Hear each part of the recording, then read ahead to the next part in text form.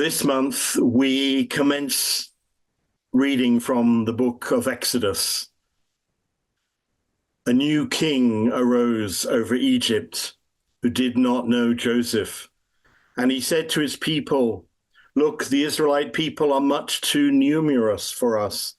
Let us deal shrewdly with them so that they may not increase." They set taskmasters over them to oppress them with forced labor, and they built garrison cities for Pharaoh. The Egyptians ruthlessly imposed upon the Israelites the various labors that they made them perform. Ruthlessly, they made life bitter for them with harsh labor at mortar and bricks and with all sorts of tasks in the field. That's a quotation from Exodus chapter 1.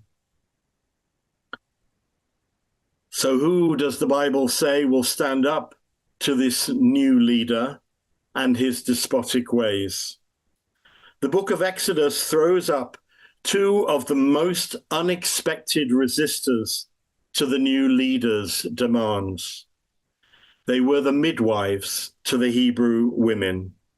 One was called Shifra and one was called Puah. In Hebrew, they are designated as miyaldot ivriot, which can mean either Hebrew midwives or midwives to the Hebrews. Hebrew midwives would suggest that they are Hebrew women looking out for their own people. Midwives to the Hebrews with Egyptian names like Shifra and Puah would suggest they were Egyptian women showing empathy and compassion to the Hebrew women they served and to the vulnerable in their society. When the new leader called Shifra and Puah to the palace and told them that they should kill every Hebrew baby boy, he was calling upon their loyalty to him and his cause, to overrule their natural human compassion and mercy and the very being of their existence as someone who brings a new life into the world. They could not obey his command, even though it was sheer folly to resist it. So they saved the baby boys born to the Hebrews, and they placed them in hiding. Pharaoh demanded to know why they had not obeyed him, and the midwives offer an intriguing excuse. They say, the Hebrew women are so vigorous in labor that the baby is born before the midwives can get there. Pharaoh then decreed that any baby boys found would be thrown into the Nile. But what happened to the midwives?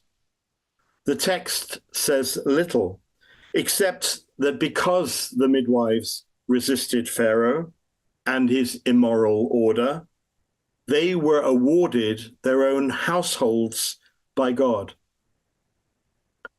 Rashi, the biblical commentator, asks, what does it mean that they were awarded their own households? He responds that they are the ones who start the dynasties of the priests and the Levites, who are charged with holding a moral compass and speaking truth to power down the ages. So many times in history has a priest or a Levite stood up to a ruler and confronted him with the truth.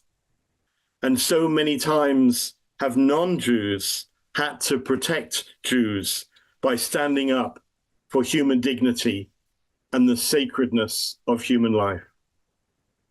They were all miya'aladot ivriot, midwives to truth and justice. Hitler came to power in April 1933, and within the same month, a group of Christian women organized a Kindertransport, a relocation of children to save 10,000 German children from Germany and who came to England one of them being my mother. In our day, we can surely include a single priest, Episcopal Bishop Marianne Budd, at the Washington National Cathedral as a spiritual descendant of the Hebrew midwives, or the midwives to the Hebrews. She is calling out Trump in these early days of his presidency to call for a higher moral conscience, and speaks out at some risk to herself on behalf of those who are vulnerable, without voice, and fearful for their place and their family.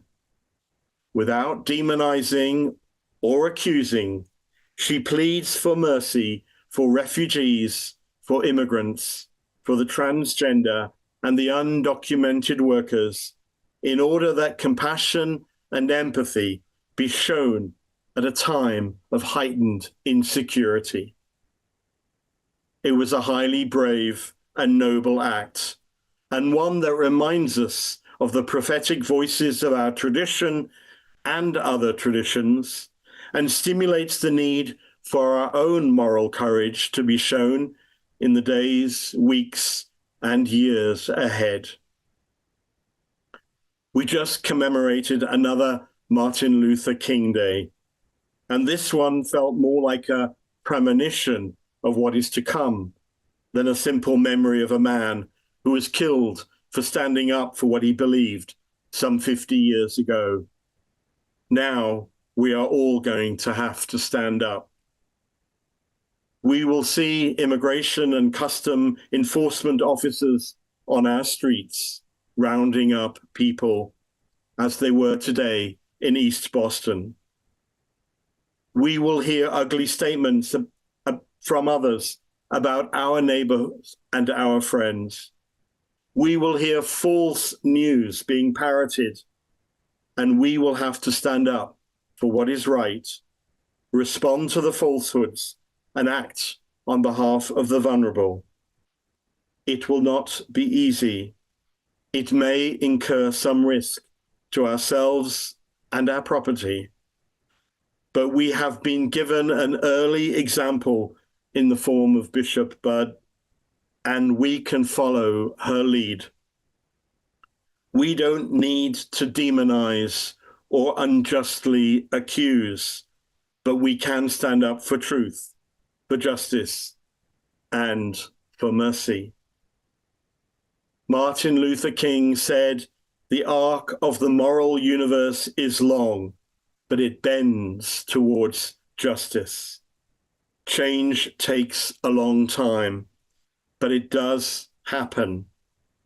We are here to help this bending by doing the right thing. That effort will never be wasted, as Bishop Budd has already demonstrated."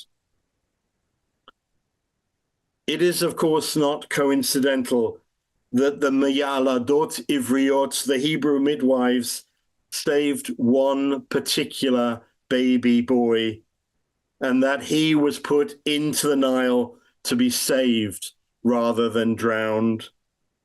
The rabbis even suggest that perhaps the midwives were, in fact, Moses' mother and sister. For from their actions comes a Moses, our first prophet, to lead them to freedom.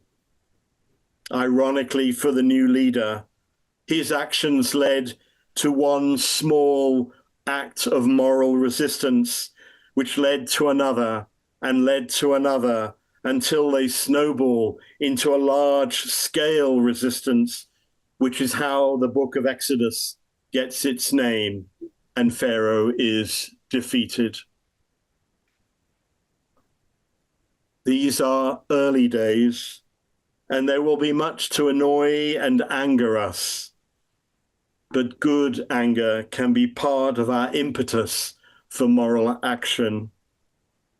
Our rabbis said, "Lo alecha hamlacha ligmor," you are not obligated to complete the task, but neither are you free to desist from it.